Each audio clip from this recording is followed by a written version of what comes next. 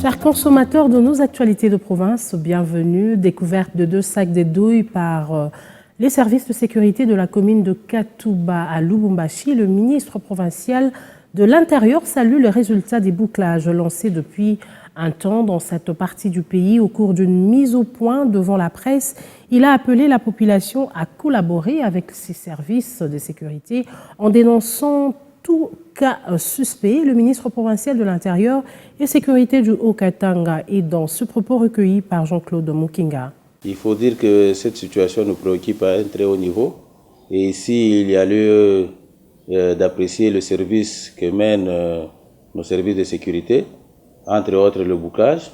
Pas plus longtemps, vous avez vu monsieur le maire de la ville de Lubumbashi ramasser l'arme calibre 12. Donc, et juste après, c'est la découverte de 2 sacs de douilles. Moi, je pense que cela est lié au travail qu'est en train d'abattre notre armée, notre police et nos services de sécurité, entre autres la communauté des renseignements. Pour dire, avec le bouclage mené, il n'y a pas longtemps qu'on a retrouvé une quantité de machettes.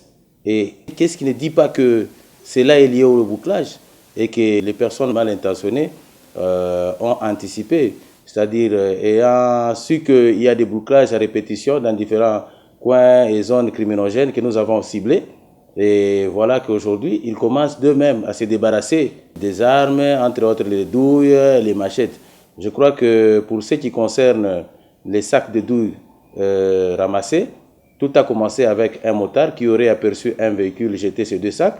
Et le motard a couru vers la police pour alerter, croyant que c'était les sacs contenant un corps, comme on le dit, corps sans vie.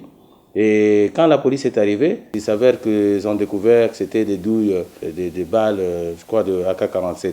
Et pour l'instant, les services compétents et habilités sont en train de mener des enquêtes et l'issue des enquêtes déterminera les responsabilités. Oui, un message toujours, nous ne cessons d'éveiller la population, c'est d'être vigilant, de se contrôler mutuellement, de dénoncer tous les hors-la-loi, les malfrats, parce que ce sont des gens qui vivent avec nous. Nous habitons avec eux, nous mangeons avec eux, nous vivons avec eux. Ils sont nos beaux-frères, ils sont nos frères. Donc nous appelons la population à être vigilante et à dénoncer tous les hors-la-loi. L'histoire d'insécurité, ce n'est pas l'histoire seulement du gouvernement provincial ou du gouvernement central, ou moins encore du ministre de l'Intérieur. C'est une histoire de tous.